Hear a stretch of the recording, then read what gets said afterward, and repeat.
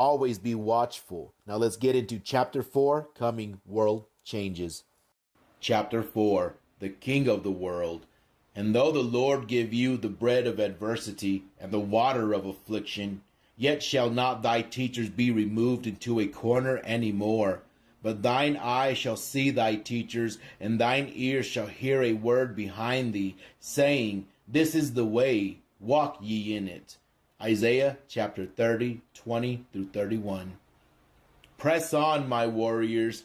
Fear not the fray. We are the conquerors. Our voice obey. Sound loud the trumpet. Blast, happy and free. Tell of the day star that is destined to be. Harriet Augusta Curtis in Realms of the Living Dead, page 176. Beginning with chapter 4. In his remarkable book, Beasts, Men, and Gods, published in 1922, Dr. Ferdinand Orzechowski, formerly professor of chemistry and economical geography in the Polytechnic Institute of Petrograd, and later professor of chemistry at the Polish University at Warsaw, reports a prophecy given as far back as 1890 to the Hutuktu, abbot of the Narabanchi monastery in Mongolia, by the great unknown, who throughout Asia is called the King of the world. This prophecy described the conditions that were coming to humanity during the following 50 years, much of which was literally fulfilled during World War I, as follows. More and more people will forget their souls and care about their bodies. The greatest sin and corruption will reign on earth. The crowns of kings great and small will fall. 1, 2, 3, 4, 5, 6, 7, 8. There will be a terrible battle among all peoples, the world wars. The seas will become red. The earth and the bottom of the sea will be strewn with bones. Kingdoms will be scattered. Whole peoples will die. Hunger, disease, crimes unknown to law, never before seen in the world. The ancient roads will be covered with crowds, wandering from one place to the other. All the earth will be emptied. God will turn away from it, and over it there will be only night and death.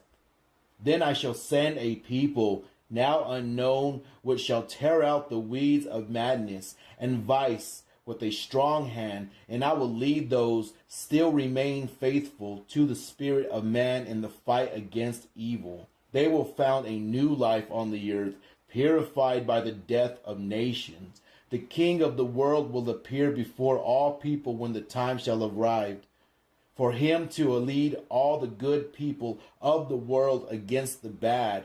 But this time has not yet come. The most evil among mankind have not yet been born. In an article in the Century magazine for December 1923, Professor Orzechowski states that among various Asiatic people there exists a watchword proclaiming the superiority of the spiritual strength of the East and affirming the necessity of forcing all humanity to accept its will and its world outlook, even at the cost of general blood spilling, even by hurling Asiatic multitudes upon the nations rotting in the bog of European civilization.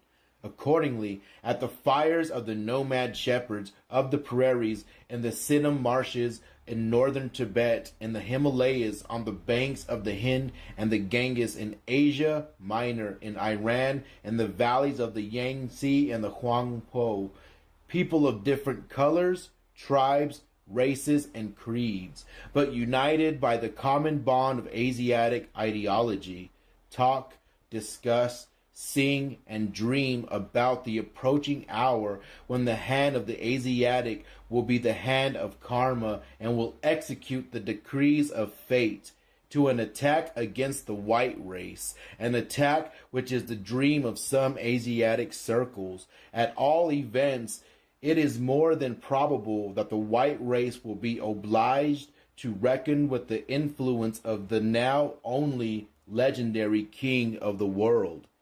The latter part of the above prophecy seems to corroborate the prophecy of Mr. Cromer regarding an Asiatic invasion as given on page 23.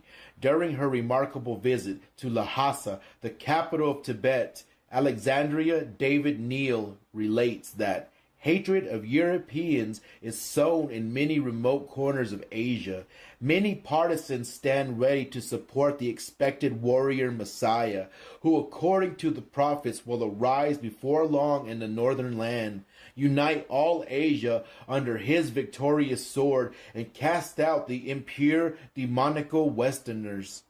Already the Japanese have called a Pan-Asiatic Union Conference to meet at Nagasaki on August 1st, 1926, designed to bind the nations of the Orient in the same sort of fashion as the Pan-American Union links the nations of the Western Hemisphere. There is unfortunately an ominous ring in the title of the Pan-Asiatic Society. There is considerable justification for the apprehensions, but not as yet for the accompanying fears. The unity and peace of Asia are the objectives of the leaders who hope sooner or later to bring about a serious Asia for the Asiatics situation. In our lesson for December 1922, we gave out a prophecy given to the order of Christian mystics by the same mysterious king of the world, which reads as follows. I see a great and devastating flame sweeping the world from east to west. A flame of fire, a flame of sword and famine and murder and bitterness and death. I see the people of the earth, each one with its hand lifted against its brother, each country seeking for its own, men dying and cursing God with every dying breath, and sowing the seed of new and more frightful flames. I see descending from on a high the mighty angel with the flaming sword, for only fire can purify hate. I see this flame of purification sweeping the earth from east to west, from the rising of the sun to the going down of the sun. 5 countries are left. The rest sink beneath the seas. 5 countries, 5 lands like fingers on a man's hand. 4 shall be great and 1 small. But out of the smallest there grows the greatest light. Then comes redemption. Then comes that which alone can make this world to be reborn once more human, like a babe laid in a manger, cradled in its mother's arms.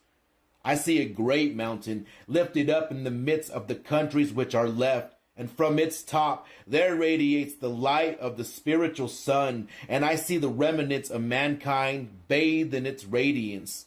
Think not that any country in this broad world can escape. The flame sweeps onward and over. Only those who have the flame of the living Christ in their hearts shall survive. I speak, for this is my world. Into my hands it has been given. I stretch out my hand, and each finger represents a point of force, a place where the great living power of the sun has breathed into it the life fire which is immortal. Where are my children?